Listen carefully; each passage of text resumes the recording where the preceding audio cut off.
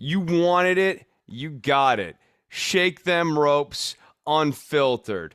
No sponsors holding me back. No Jeff Hawkins holding me Oh, back. that's not true. I'll hold you No, back. sit down, tyrant.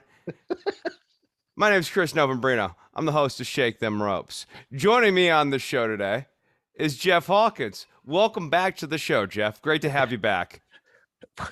You want me back to my own home? What are you doing? Did you break in and then all of a sudden, hey, welcome back here? You said I could host. I'm hosting. Autocratic tendencies are coming out, Chris. Take it. No, you know what? One king. It's what the Who said. Meet the new boss, same as the old boss. Yes, that's exactly how it went down. How the Grinch stole Christmas. That's exactly how it went down. Yes. Took a week off to go to Scottsdale. Came home a little early to do a couple other podcasts. Hey, we didn't even prepare our best of 2021, which I find to be wastes of time because you forget so much in the 52 weeks in the year in review. But it's impossible not to have a recency bias unless you're going to do this comprehensive amount of research. But like by the end of January 2022, none of you will remember what the best of 2021 was. So, you know, we hope you enjoyed the Lawler Kaufman thing that we put out there. There was a lot of work into it. I didn't hear anything, either positive or negative, so I assume. But if you're ever wondering why there aren't more of those heavily edited, research-intensive episodes, keep that feedback coming.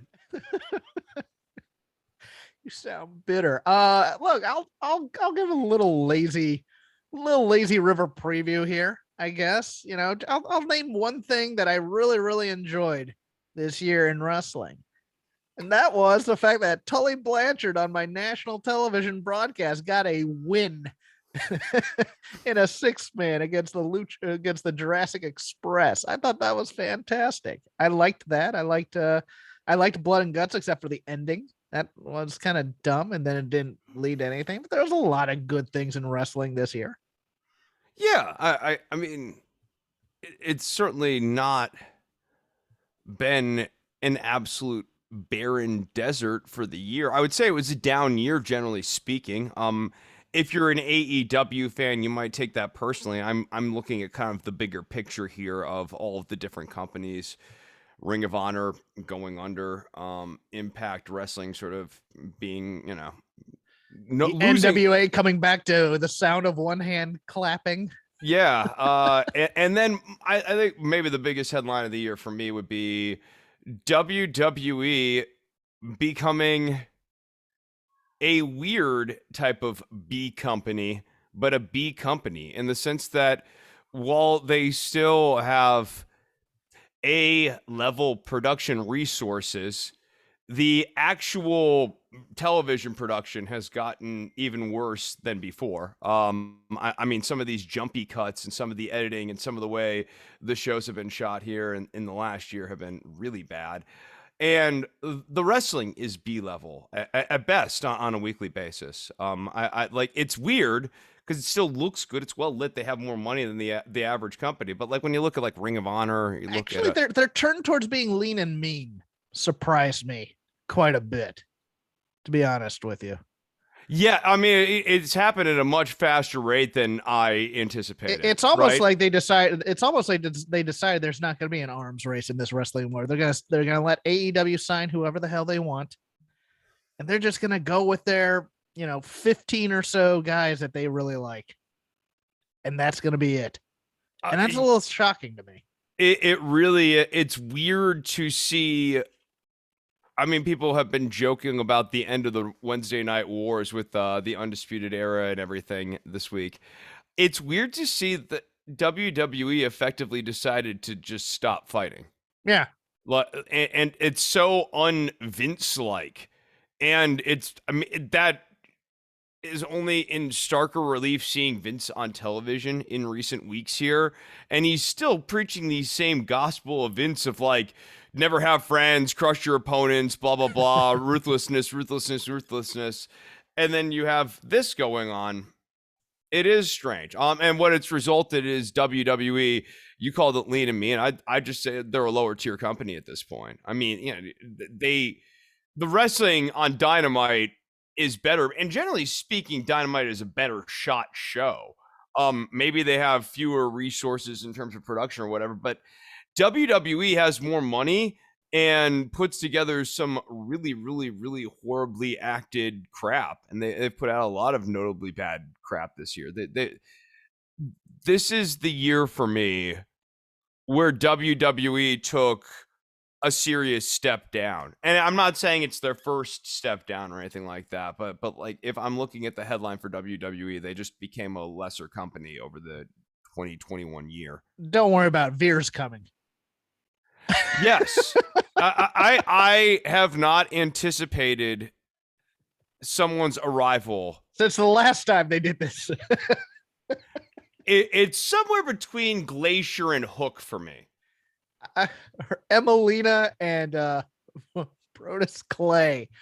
Yeah, not a lot of news, but there were some happenings in this past week and a half, I would say. WWE decided to kind of go the route of no longer requiring COVID testing for talent, but they're going to go with the CDC thing where you are tested and you are positive. It's only a 5-day quarantine as opposed to a 10-day quarantine.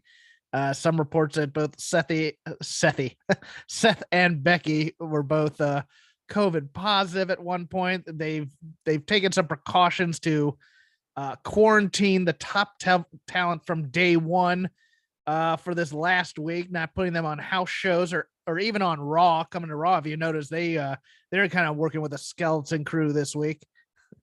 Not that you notice, but they were. No, what are you talking? No, yeah, that was like one of the first things I was going to talk about when I was going to talk about Raw here in a little bit. I wanted to get into that. Oh, you wanted to get into Raw? Yeah, no, I had. No, what? No, I got a lot. I got a lot. Stop. You need. No, I'm not babbling. Go get Canny. Okay. Because Canny may need to make an appearance here. He's missing his head, but so are you. It's fine. Toni Storm requesting her release from the WWE. Yep. How do I put this? Because I know things, but I can't say things on the air.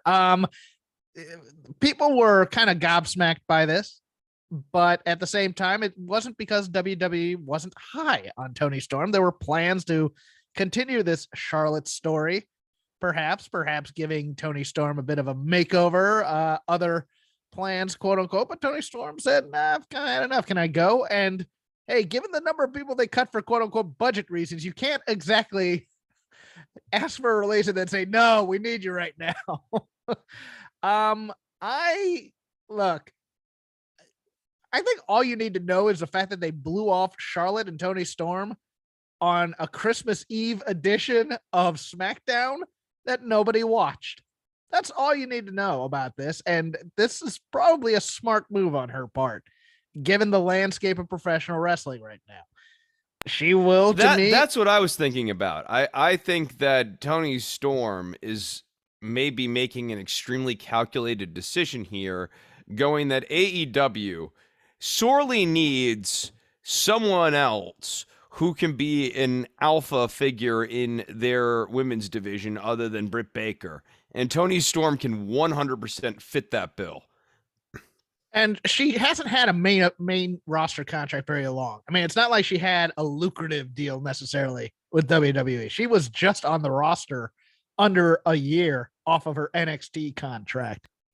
Well, I mean, I think it's been a long time to get her up and running. I mean, Toni Storm, the launching of Toni Storm goes all the way back to the Mae Young Classic, which feels like 10,000 years ago at this point. So, I mean, it's not as though she needed to just see how it was going to play out. Canny passing through here.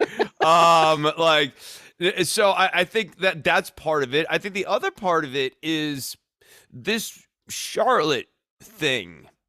I don't really know how to describe it beyond. It seems bad? like what? Bad? Yeah, it's bad. I mean, and this dynamic with Charlotte with 4 people who work with Charlotte seems bad. Whether it's Nia Jax, Toni Storm, you name your person. Charlotte does not seem to be a generative dance partner. And this was no exception. So I think Tony's making the absolute right call. She's selling high. She's taking a risk and betting on herself. And I hope it works out for her. I really do. Yeah, it wasn't that they, but let's put it this way. Anybody thinking, oh, this is because the company didn't like her. No, that's not true. Don't listen to those people. They don't know what they're talking about. A little bit of interest over on Renee Paquette's show on Oral Sessions. Karrion Kross was on there and talking about his debut. And he goes, when I went up, they asked me to do the match with Jeff Hardy and put him over. And I was like, sure, that's fine. I do my entrance. I get out there. The ref comes to me and goes, hey, your 10-minute match is down to 90 seconds. Now, you're not going to be able to, you're not going to get over getting beat in 90 seconds. Apparently, also on that interview, Scarlett Bordeaux burst an implant on one of her dark match appearances, but she was never going to be scheduled to be put with Karrion Kross. But for me, I mean, it reminds me of the story of when I quit stand-up, which was about, I had come Jeff back. Hardy pinned you in a roll-up using the ropes? Exactly, yeah. At the wow, that's at the crazy. Ha Cafe in North Hollywood, California. No, I had decided to try another run at it. I had done it for like 13 years, quit for a few years, and then came back. And I'm doing this I'm doing a showcase type of thing. And, I had a couple friends who came out, but, I was never one who did a lot of bringer showcases, which is you bring the audience and stuff. But this guy had packed this card with like 20 stand-ups, all of his friends. And I'm quote unquote headlining, but it's like 1 a.m. I'm getting ready to go up. I'm getting like 7 minutes, 8 minutes, solid set if I want it. And he whispers, hey, Jeff, I told you had to bring 4 people and you only brought 3. I'm cutting your time by 2 minutes. I'm like, most of these comics didn't bring anybody. F off, kind of thing. And after that, I was like, I'm done with this. I'm done dealing with these people now. So I can feel Karrion Kross on the frustration of getting your time cut. Although this is your debut on a major national television show, and you're being told your 10-minute match is being cut down to 90 seconds. There were other problems. That has to be targeted ribbing. That has to be. That's part of it, but the other part of it, which I don't know if the Renee Young interview got in, because I've seen that blur, but I haven't seen anything on this, is the outfit. The outfit they put on Karrion Kross was horrible. Yes. Yeah, it was horrible. It was laughable.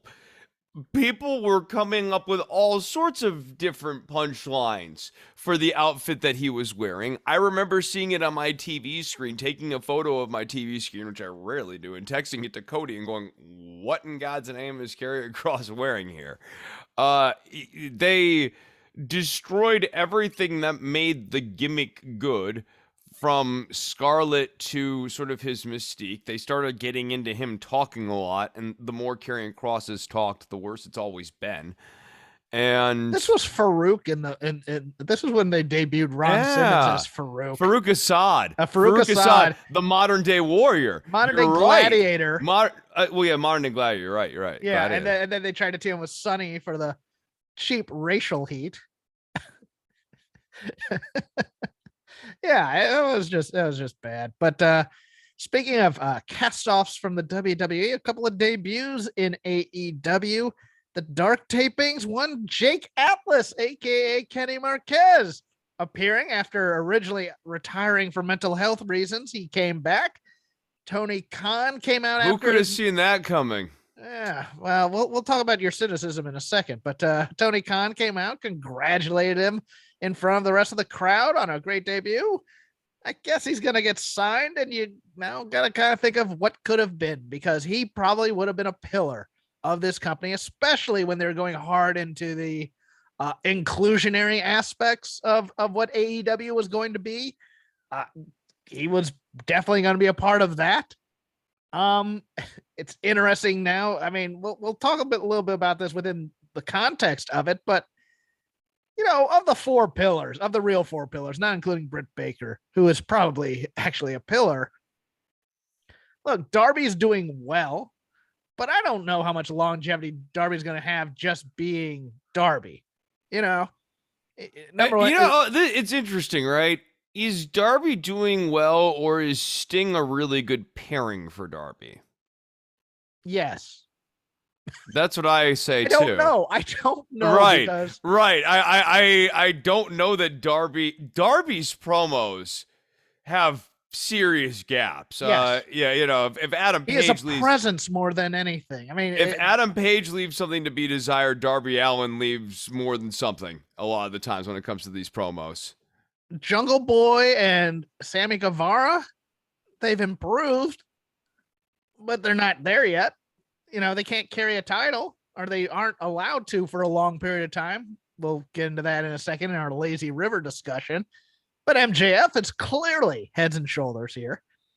I don't know. I don't know if Jake Atlas wouldn't be more Jungle Boy slash Sammy Guevara right now, because I don't think he can talk too well. I mean, I've heard him cut a promo here and there on NXT, but you know, it's kind of interesting to think about. Well, would he be lost in the shuffle too?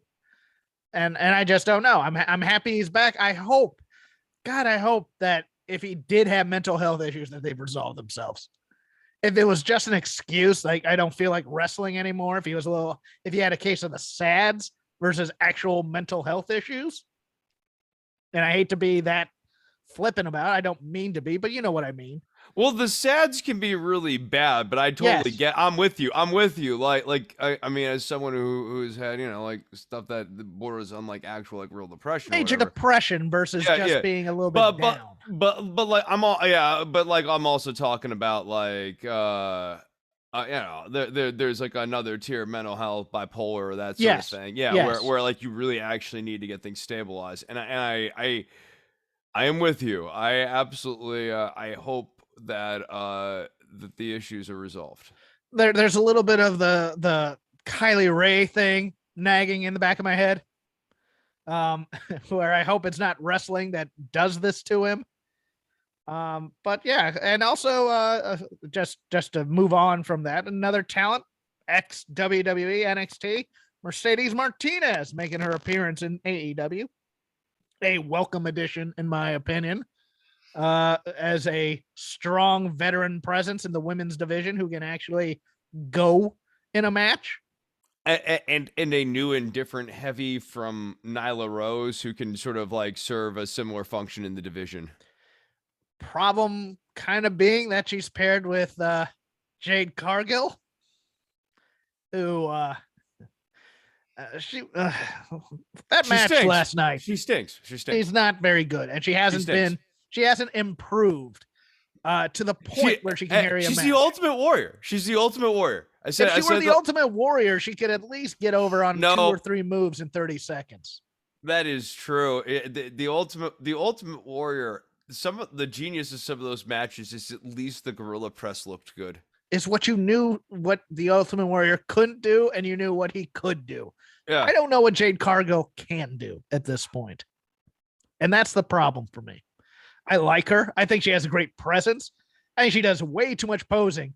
Somebody's been through the WWE system and has decided this is the way to train people at times, because she is doing far too much posing for the camera. There's no charm to me with the Smart Mark, Sterling, and Cargill dynamic, at least down ringside. Yeah. Yeah, I just like they don't have that great manager wrestler chemistry thing going on. Yeah, one's too goofy and one's too serious. Yeah, and there's not enough give and take between the two of them either. It's all like Cargill, like, listen, you little, because they're, and while it can be a little bit of that, there has to be something that Sterling is doing, some sort of hook. You know what I mean? Like, he's got to have a leverage point too. It's too one-sided, and it's just one side of the point of not having any magic for me.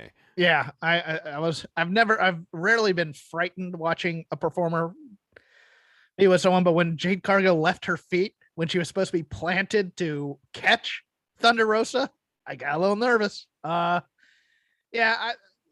if Mercedes can train her, because I think she was doing a little bit of training. Look, if Serena Deeb and Mercedes Martinez take Jade 5 days a week and do matches with her day after day after day, that would be the most matches she's had in her career. Exactly. And it might do something. It's just, I don't know what she's doing day to day. And I can't I can't speculate because I don't know. So it's just one of those things. But that's the limited news bag I have for this week. Let's preview a very interesting pay-per-view concept because WWE now wants to make this a yearly thing. And they want this to be like a big four pay-per-view. And I don't know. Does anybody ever talk to Vince and go, hey, Vince, do you know what's going on in America around New Year's Day?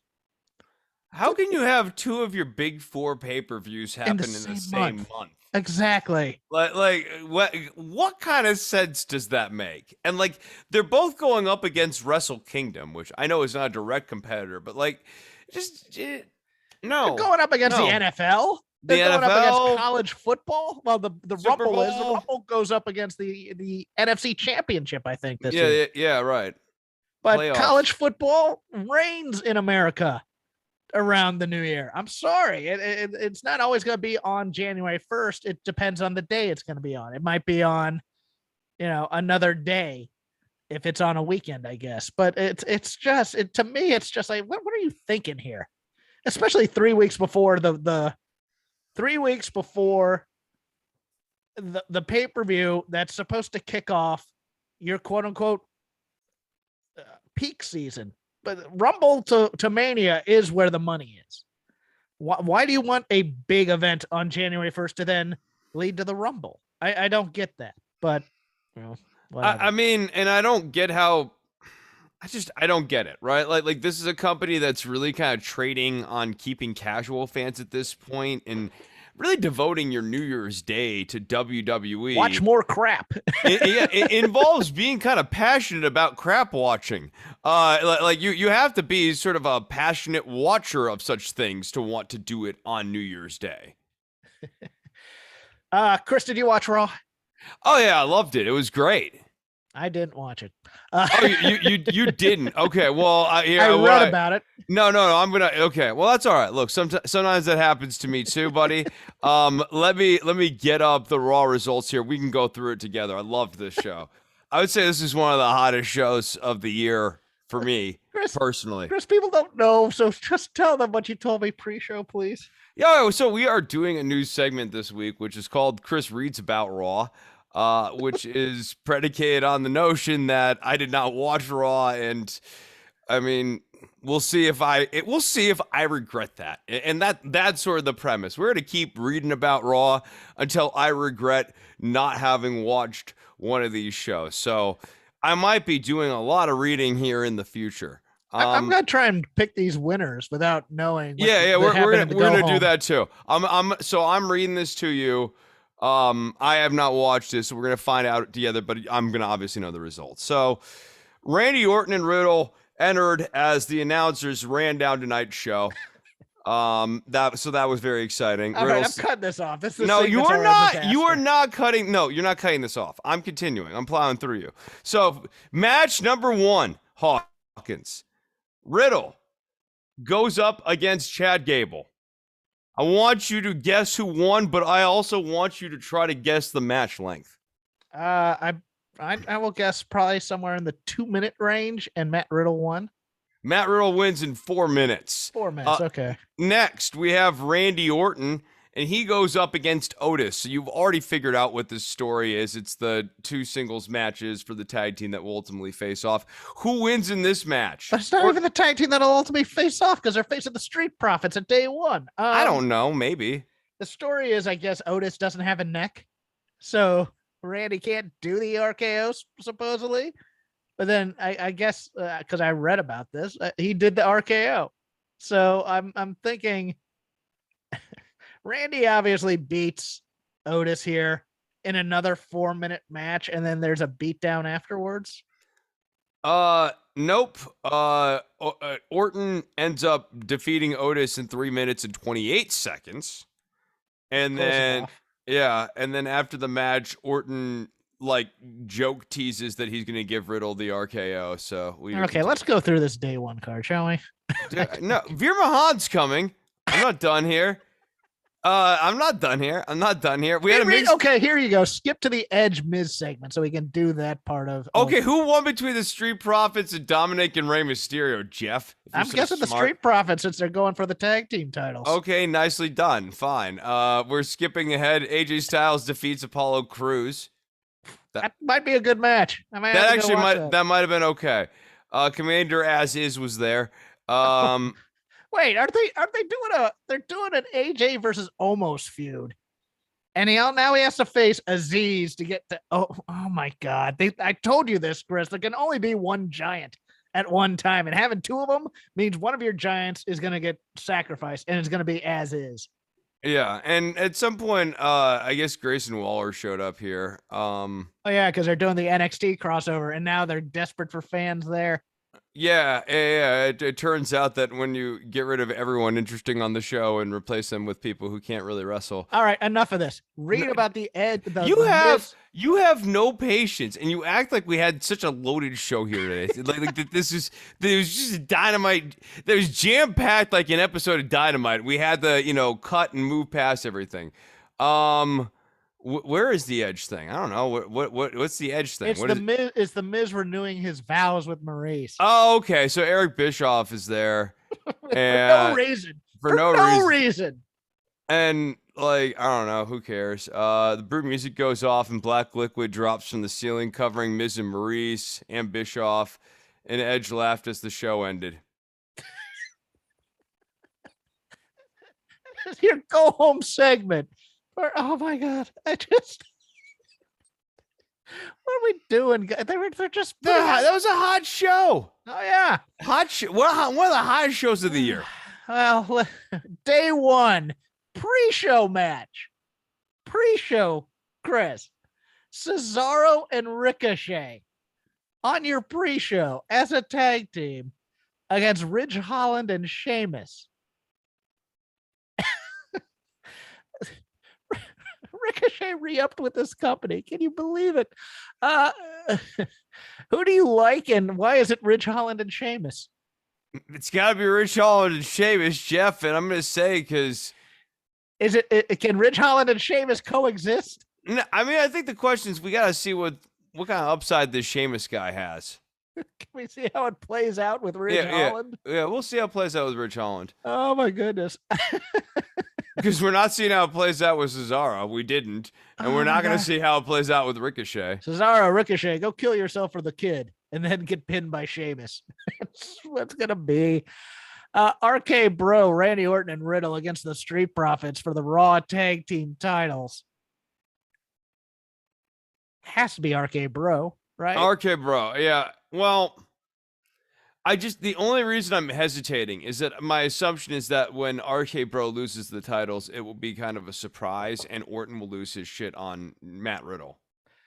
I think they save that for a Raw or something. I think Riddle ends up eliminating Randy from the Rumble. And then we get to the Mania match. That's my thinking.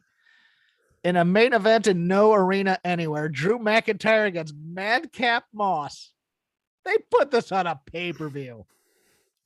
Here's the thing. I like Drew McIntyre a lot, but it's time to pull the trigger on Madcap Moss.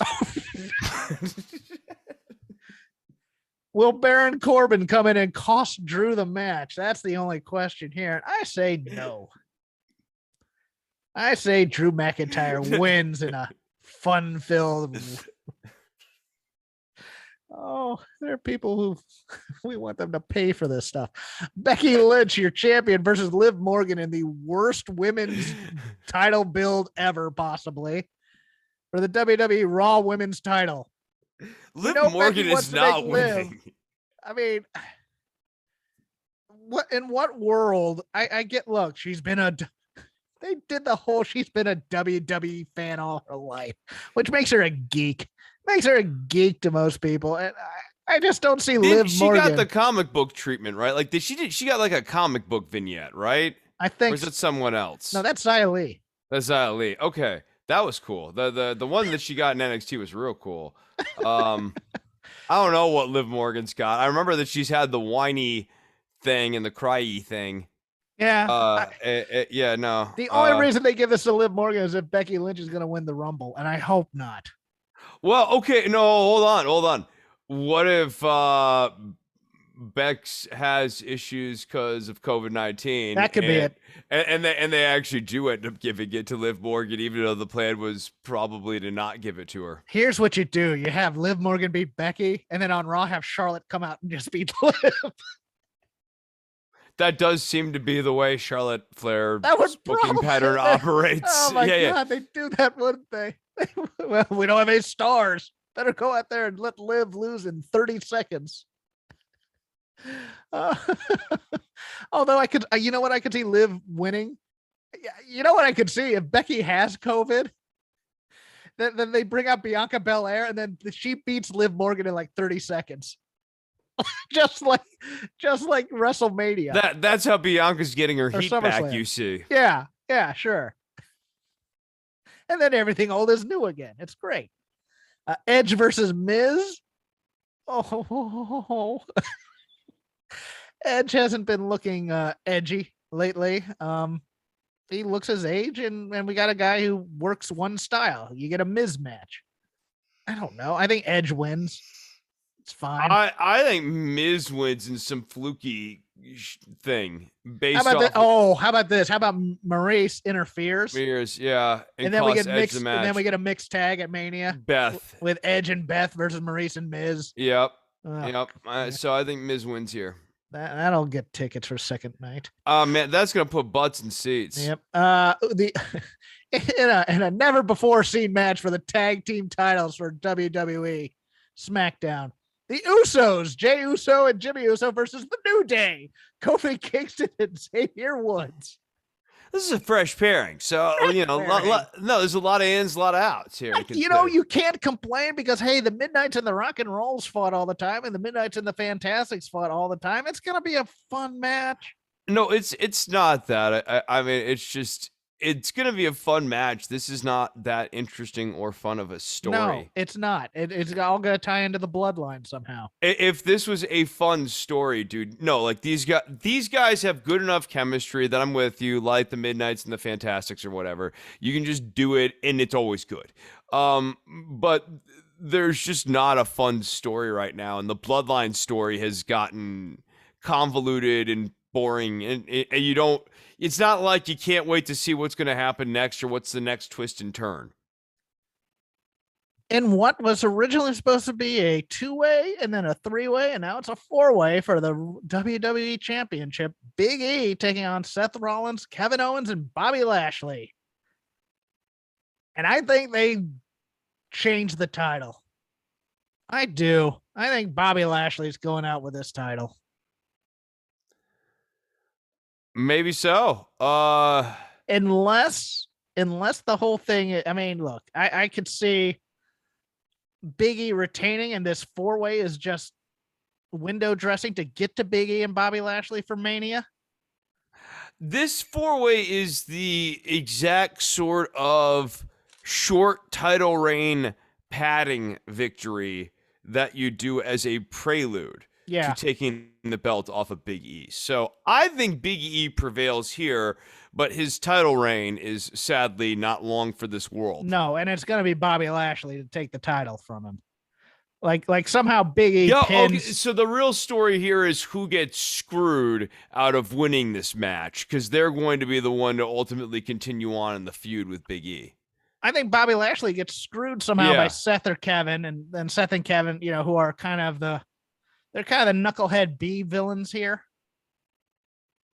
I think somehow they cost Bobby the title, and one of them gets pinned, and then maybe those two also go off onto their own thing. I'm mildly impressed with how boring Kevin Owens as a heel is now. For a guy who I think is an unbelievably interesting and great wrestler, this is perhaps the most boring run he's ever done. And then finally, in what should be a Paul Heyman on a pole match, Roman Reigns versus Brock Lesnar for the WWE Universal title. All the drama, and apparently this will be happening at the show because they quarantined all three of them, saying that they had to be at this show. All the drama will be about who is Paul Heyman really with, Roman Reigns or Brock Lesnar. Chris, will we get an answer at day one, and who will it be? I don't know. I'm gonna say no. We don't get an answer at day one.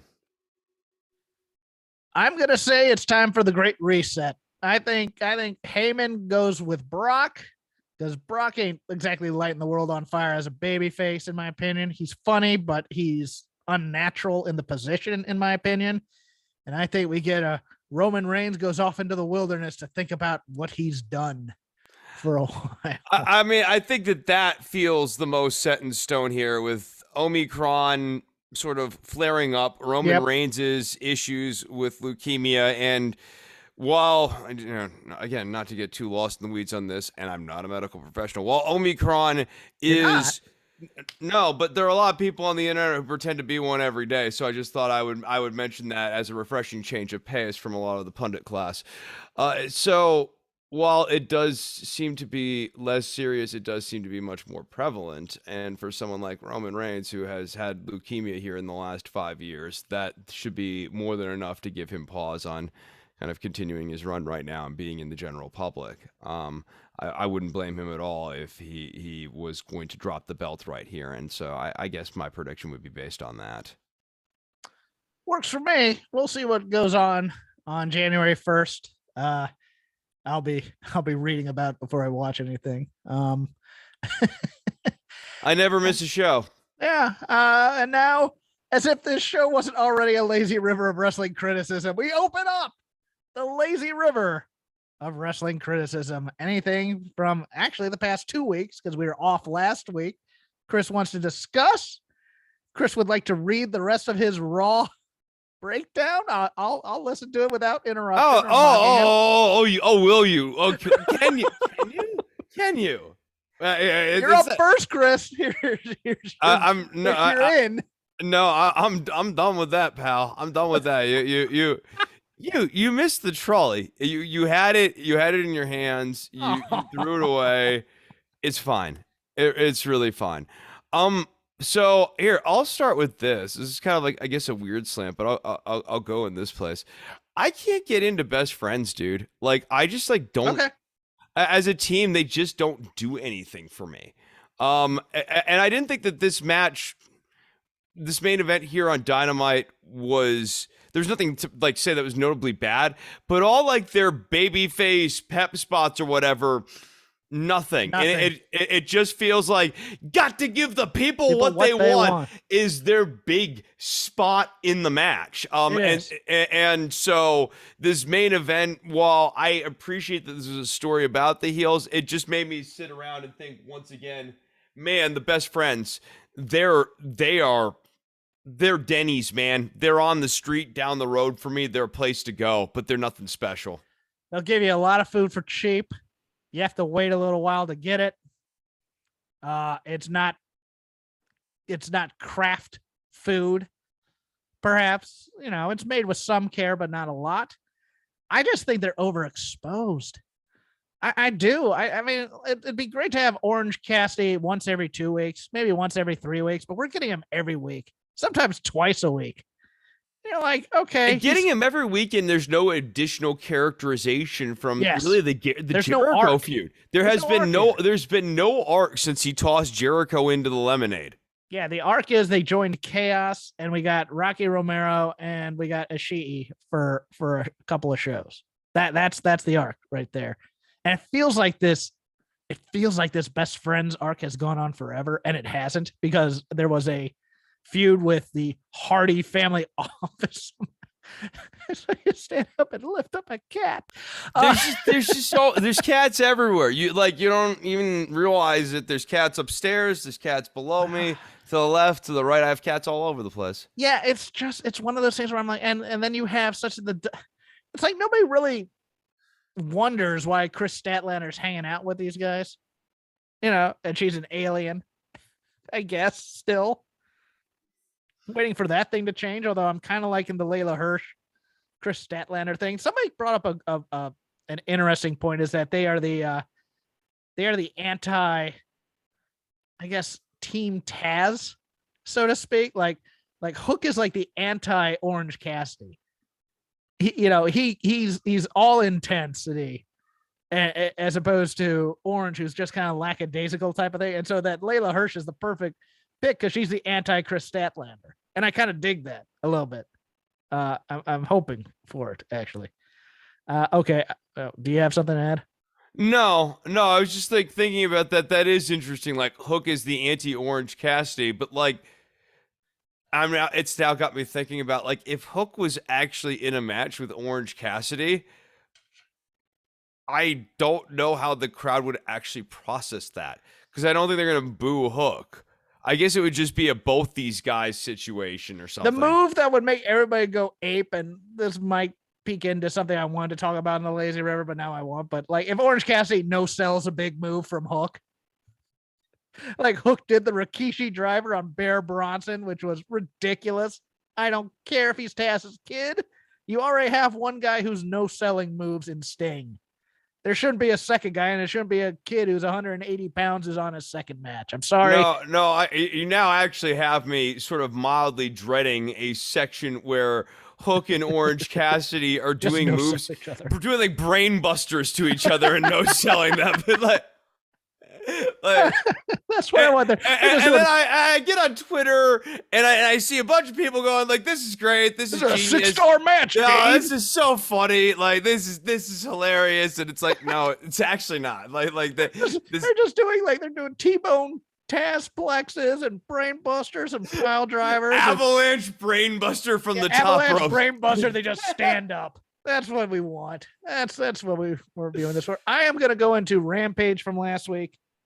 As mentioned before, Cody Rhodes beating Sammy Guevara for the TNT title on Sammy's 4th defense, I think it was.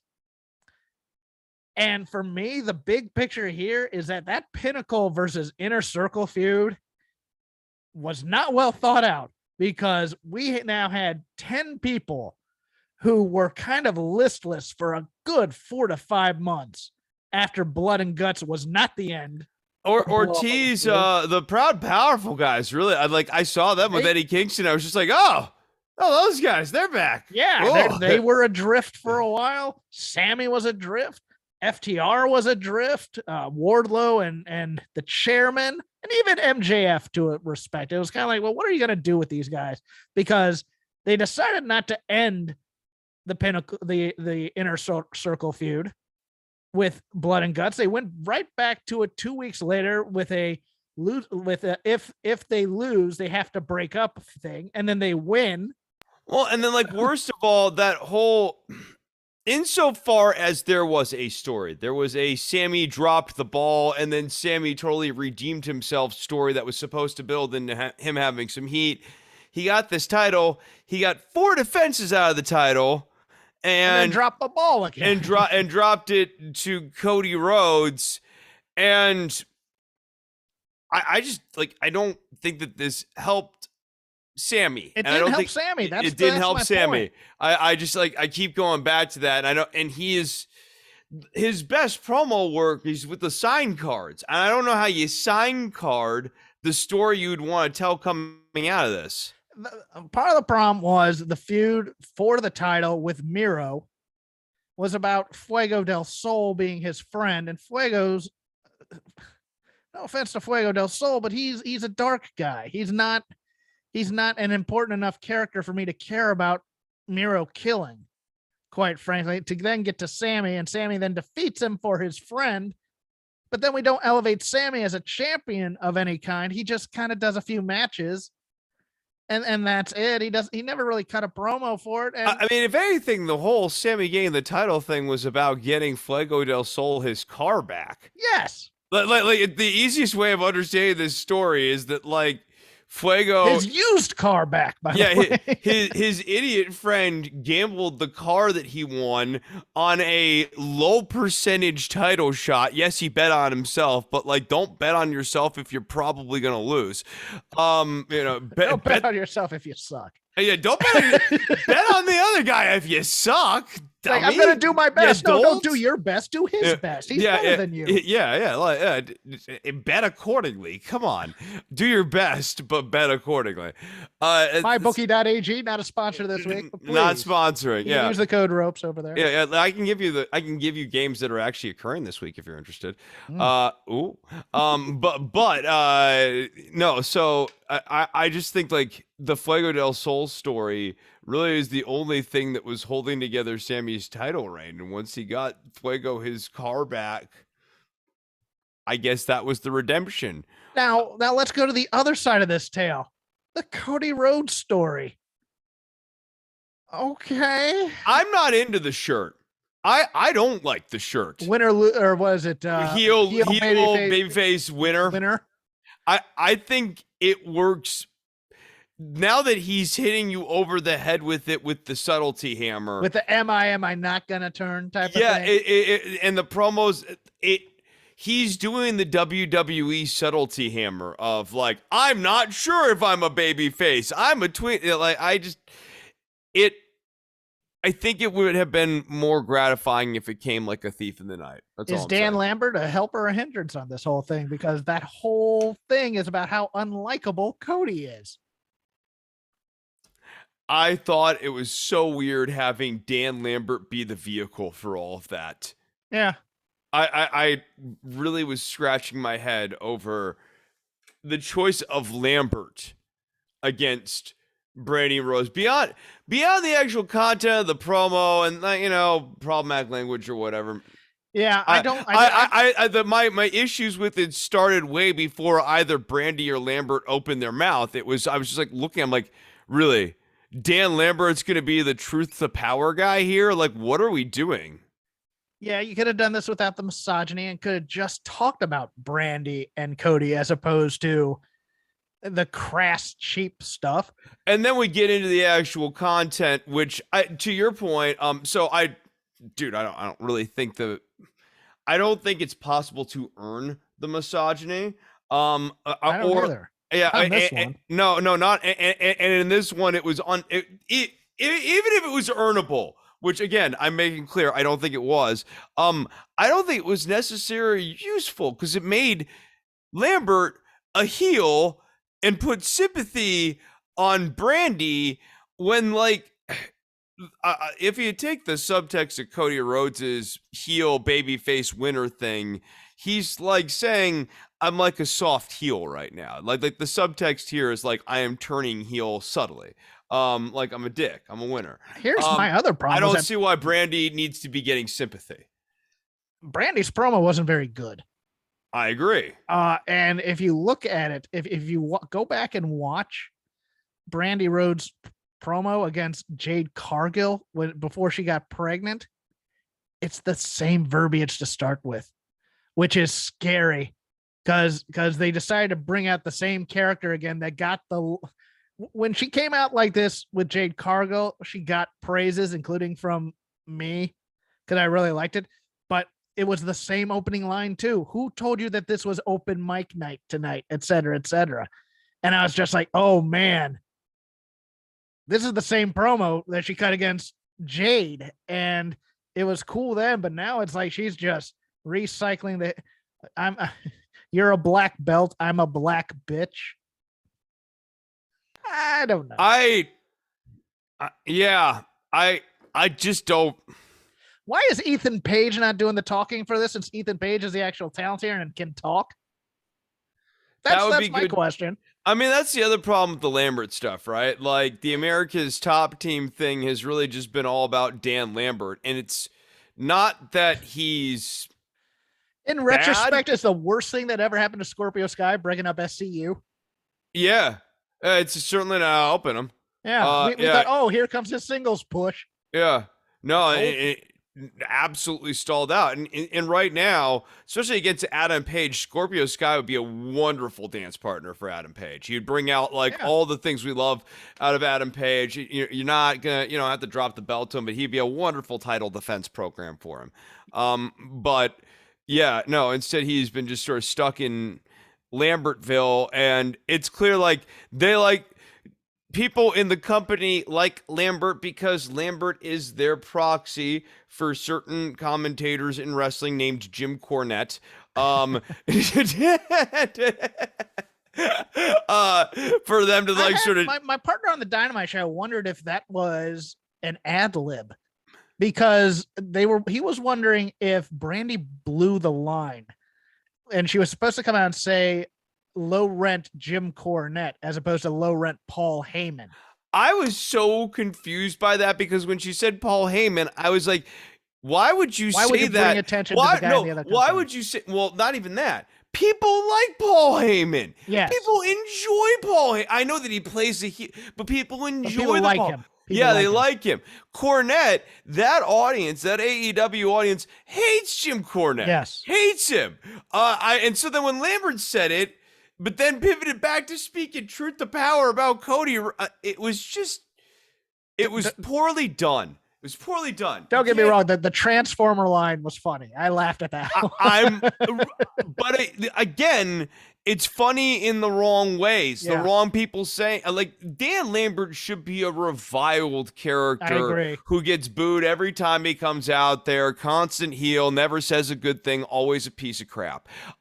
Having him come out here and say not just any old true thing, but like, capital D, capital T, deep truths about Cody Rhodes that like no one has said on camera in the narrative universe yet, and going that deep in the truth on Cody, baffling to me. Baffling. He was so the wrong candidate for this. It should have been a strong baby face. Your turn on the river. My turn on the river. On one hand, like that they are using the history of Adam Cole, Kyle O'Reilly, and Bobby Fish. On the other hand, I don't know, like, it just seems like they sort of like are rushing into it as well. And it also seems like they pivoted from the original story, which is they were all going to turn on Bobby Fish.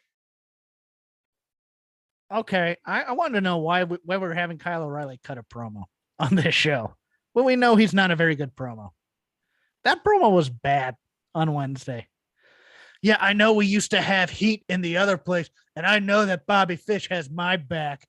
I just he made Von Wagner look like the charisma of the duo there. Who is a weaker promo, Brian Pillman Jr. or Kyle O'Reilly? Pillman Jr. was good this week. At least Pillman Jr. was not okay. So he's divisive. I think I like him. Okay. There are things that I hate this week. I hated the pandering on the city thing, and also like I have absolutely no idea what my father, who was heavily documented and videotaped, and whose career very much happened on television, is like. That line was very weird. I have no idea what my dad was like. Like, I'm like, dude, like you look like him. You have the same haircut as your dad. Come on, like, is that an accident? But at least being passionate. Just woke up with a mullet one day. At least being passionate about his friend getting hurt by Malachi Black. And sure, we're towing into the knocking on the door story from WWE with him with the promos. I get that. But he was at least passionate about something and passionate about, hey, next week we'll be back, that kind of thing. That was kind of cool. When has Kyle O'Reilly been passionate about anything in his promos? Well, you see, in the other company, him and Adam Cole had a lot of heat.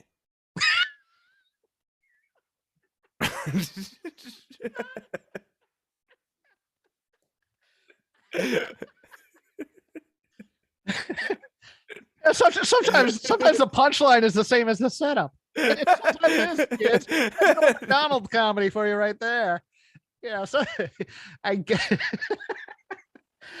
this thing was this was some community theater shit. It was bad, man. It's bad, and like I like Red Dragon as a tag team. They just need a spokesperson out there, man. I like them. I think even you just let Fish do most of the talking. It's fine. Don't even talk. Just glare. Just glare. They don't, and they really don't. They don't have to talk. I think it would be fun characterization if like they had arrived and like they're tagging with Cole, but like Cole mentions to the Bucks, he's like, "No, we haven't actually talked." And like the Yeah, Bucks are like, "What do you mean?" And he's gonna be like, "We have not talked." And there are two ways to do this. Either we have not talked, or they have no memory of what happened in NXT because that was a different universe. It's like, hey, you turned on me. I don't remember that. I don't either, huh? I also just thought, frankly, then we get to the narrative structure of this, right? So we're talking about setup and delivery. And in this case, the punchline can't be the same thing as the setup.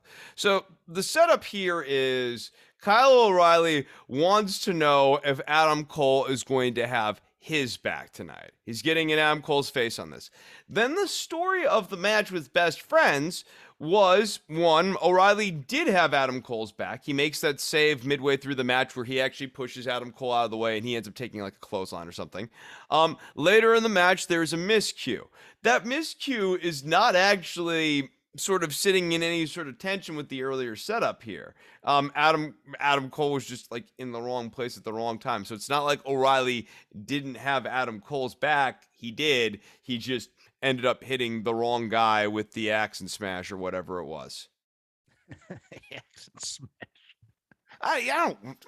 They got the names for these moves, Hawkins. I know. I don't know. I don't know. I don't know. Yeah. Let's. I'll Your use turn. this. Yeah, I'll use this as my last one because we've been lazy enough, and we got content this week. We're fine. We'll wait for the new year when things are on TBS and things are exciting for AEW. And we got Battle of the Belts next week, although it might be Battle of One Belt because everything else is going to be on Wednesday. Because man, that Wednesday show's a big one. You got Danielson and Hangman again. You have the Lucha Brothers and Jurassic Express. It's going to be a pretty damn good week next week. So we'll just have a little cigarette here and just kind of relax a little bit. NXT 2.0. Malcolm Bivens is a godsend. Can we just put over this guy as just being so fantastic, carrying what would normally be just another dreadful contract signing segment.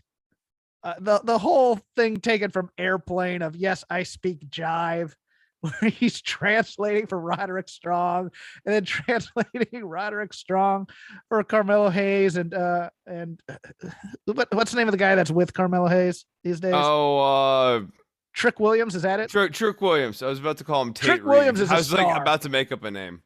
Trick Williams is a damn star if he can put one foot in front of the other in the ring one of these days, because that's a running issue though in this new NXT. This new NXT, this new NXT's work stinks, dude. It is so bad. It is a federation of big bully Busiks, or not big bully Busiks, but what was it?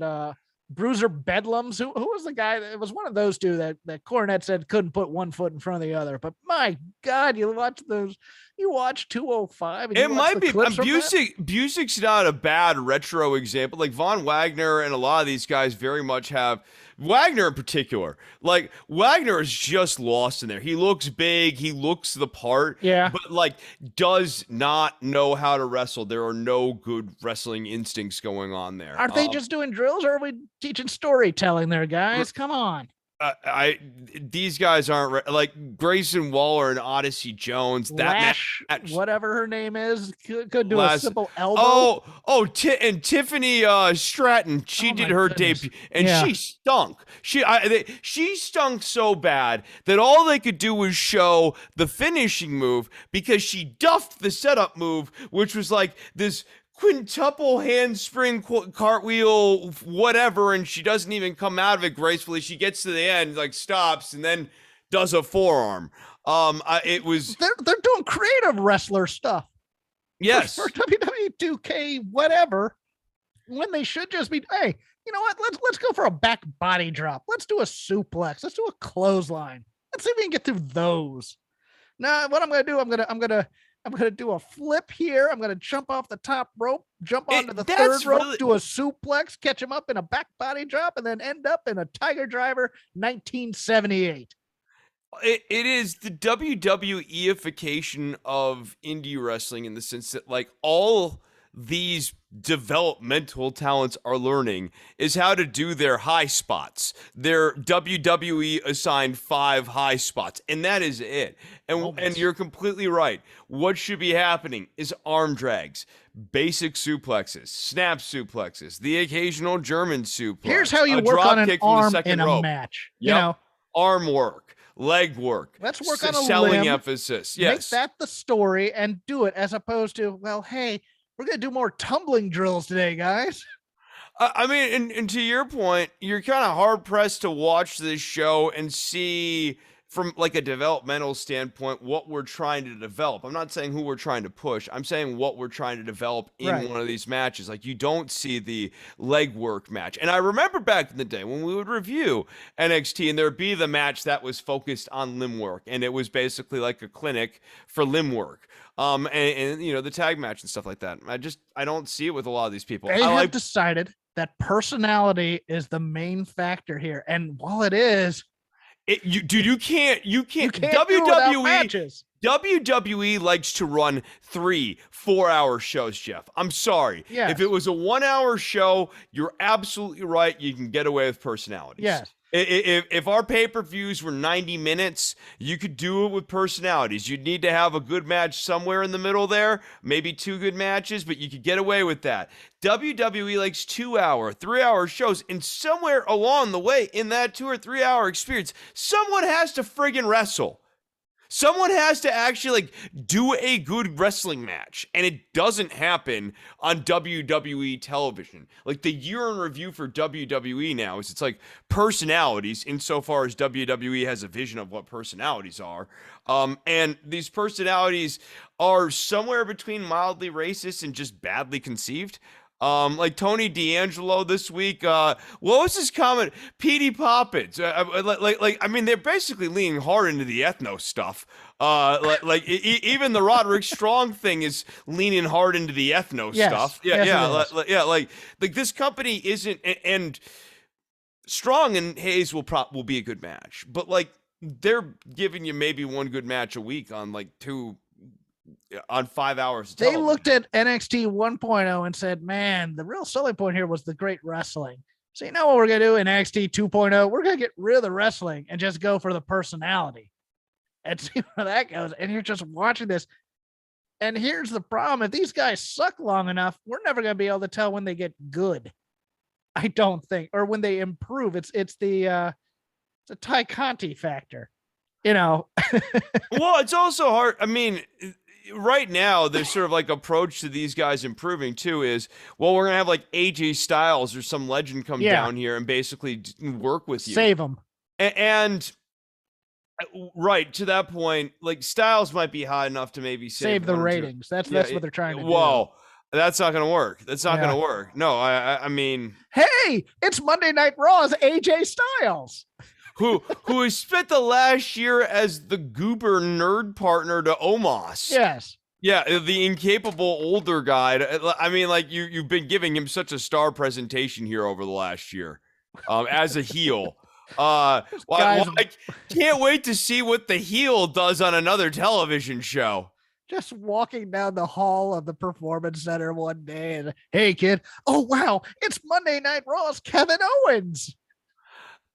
Yes, another good example, or he's like Seth back. You know, or Seth Rollins, all of whom have been presented as mid-card heels. Like, yes, I mean, it'd be one thing if you had like the Monday Night Raw or SmackDown equivalent of Negan, right? Like, and you're like, oh, what's Negan doing on this new show? Negan's a heel, like not this season or whatever, but like a couple few seasons. They had that with Sasha and Bailey.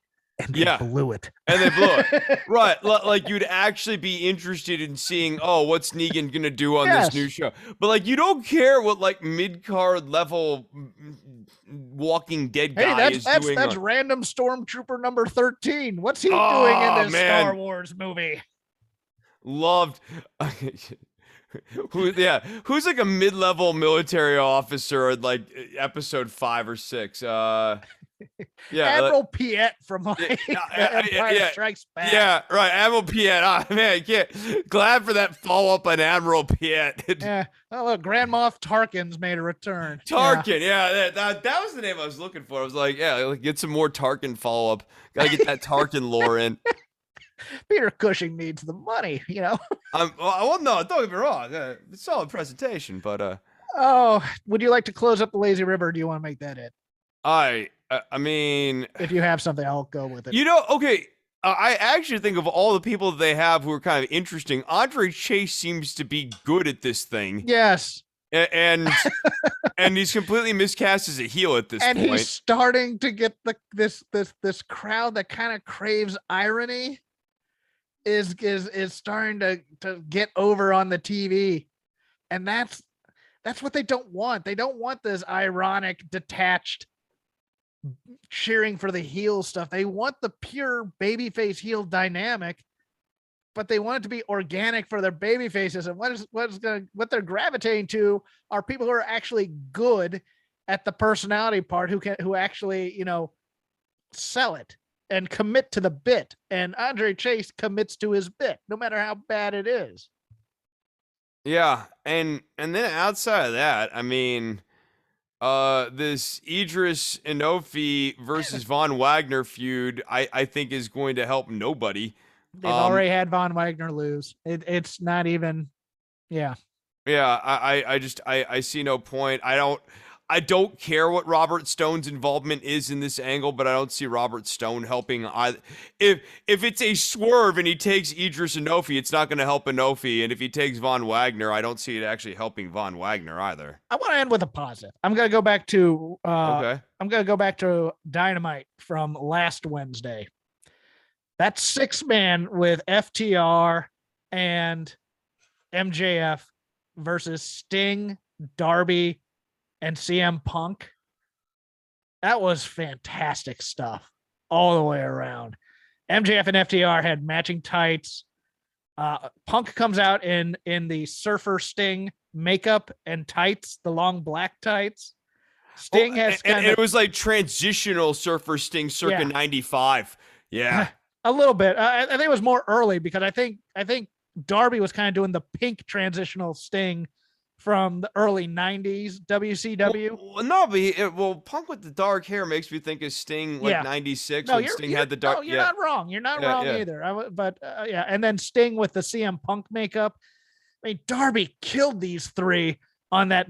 He's gonna either take out his shoulder or somebody else's shoulder doing that coffin drop dive outside, man. Oh, the dive, yeah. But Sting at the end of this match basically does like throws MJF over the rope, and MJF like almost lands on his head. I was worried about the neck thing there, and then Sting decides to get on the top rope and dive to the outside at the age of 63. The guy's a madman, and I love it. He's the Terry Funk of AEW. He's like middle-aged crazy, and nobody's gonna tell him no. But I love, it was. FTR are a great base for anybody, and MJF are great heels for anybody. I mean, running up the stadium stairs, you can see CM Punk was a little blown up after that. That's a little bit of a cruel rib to do for a spot. But if you haven't seen the main event because you were like visiting the family for holidays or anything, go watch the main event of that Dynamite. It was spectacular. Nice. And with that, we'll wrap up the show. This has been Shake Them Ropes. I am Crap Game 13 on the old Twitterverse. Chris is at DWATG. That stands for Don't Worry About the Government. You can just follow the show at Shake Them Ropes. Chris will tell you about Don't Worry About the Government right now. Yeah, not one, but 2 episodes of Don't Worry About the Government out. An inadvertent 2-parter on Joe Manchin and his future. And if you want to hear all about that, don't roll your eyes, Hawkins. You got no facts. You got no logic. I got all the facts. I got all the logic. I have all the commentaries, and you can hear them all at DWATG. Patreon.com. Well, it was inadvertent. I talked to one person and then I talked to someone else and they're like, oh, well, I have things to say about that. Okay. And so yeah. So they became an inadvertent two-parter. So patreon.com/DWATG if you want to check that out, or you can subscribe on iTunes, Stitcher, or Spotify. Be safe. New Year's Eve is amateur hour.